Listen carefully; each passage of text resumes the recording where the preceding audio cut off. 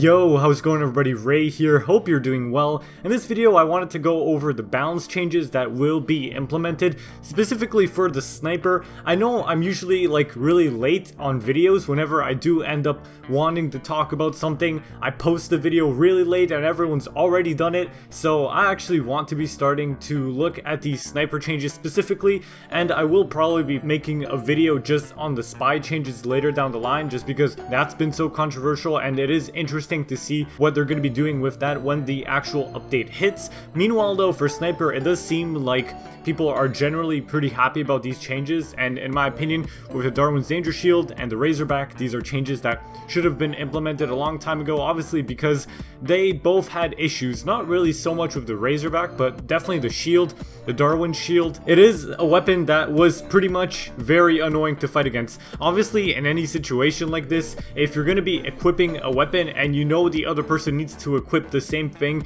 just to have an equal shot at killing you, that's obviously a huge red flag that there are some severe balance changes that should be made. And I'm very happy with the direction that Valve has actually chosen to take it in, where they actually removed that survivability aspect against snipers. So yeah, you can wear it, but that doesn't mean that someone else that can aim will have specifically a disadvantage towards you. It is also pretty important to mention that while you are sniping, you won't always be at full health. So keeping that in mind, the Darwin's really wasn't a huge issue in casual to begin with, just because there were other classes that the sniper had to pretty much focus down. If you saw him in the distance, chances are he wasn't actually going to be staring straight at you, so you did have a chance to kill him. Just fully charge a body shot, especially if you're using the Machina. You don't even have to be new to the channel to know that I really like that weapon, and yeah, I do think it's pretty beneficial. It's a great weapon, but that's for a future video.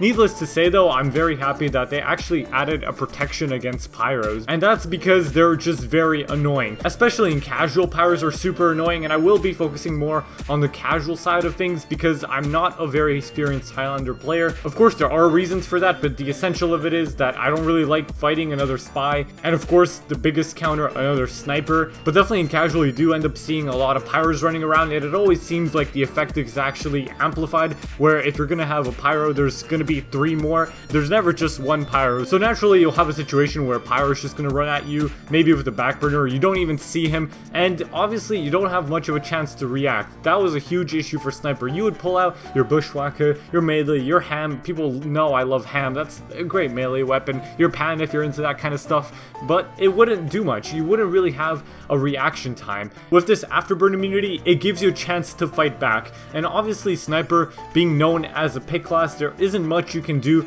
in a close range situation. Maybe you'll get that one flake and you'll feel really good about it. I always do. It's one of the most satisfying things to do in TF2. But what about a situation where the pyro is behind you, or there's other stuff you're focusing down? This gives you a chance to react. There's a 50% fire resistance, so you can turn around and actually do something, use your melee, and that is amazing. It gives sniper more survivability, and you know that if someone's playing sniper, they're gonna be able to get more done, which is obviously great.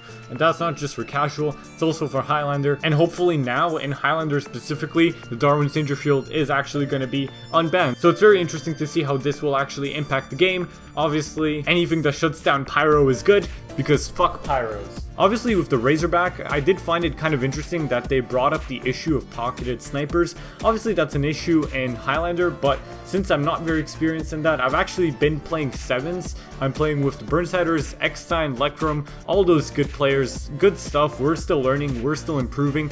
But the key to winning that is pocketing your sniper. A lot of people don't understand that. You don't even have to be playing competitive to know that that's a huge issue. If you don't pocket your sniper and he's constantly dying to spies or getting counter-sniped, which is obviously really annoying, that was one of the things that kind of made me skeptical about playing Highlander, and here I am playing 7 instead, because you have a lot more maneuverability and you can switch your classes around, which is awesome. Obviously now with the Razorback you can't get overhealed, minus 100% overheal penalty, which is kind of interesting because now that the shield regenerates, you have the ability to use it and you know that it's going to be doing its job. It used to be very annoying that you had to actually run back to spawn to get it refilled, because that brings up the issue of a spy backstabbing you, getting rid of your Razorback, and he could just turn a corner or run around and you wouldn't have it. You'd be completely exposed. That also induced more paranoia, and that would pretty much snowball into you doing poorly because you know you're not protected. And if you are running back to spawn and you are actually getting that done, you're just wasting time. And in Highlander or even 7s, that's a huge issue, to just be wasting time. Even for me, when I'm playing competitive, I'm not very aggressive as sniper, as some people might think. Obviously, in the last RGL match that I uploaded, I did try and kind of peek aggressively, but I'm always very skeptical that I'm going to get stabbed or sniped, and that really prevents me from doing much of anything. So it's nice that you actually have more protection against spy. It's a great feeling to know that you're wearing a Razorback and it's actually going to accomplish what needs to be done. Obviously, in casual, when I'm personally playing it, I'll always be wearing a Razorback because I know that there's going to be those 2 spies that have no idea what they're doing and don't even know what a Razorback is. So it's going to be interesting. Spies are going to be forced to use a revolver more often, gun spy.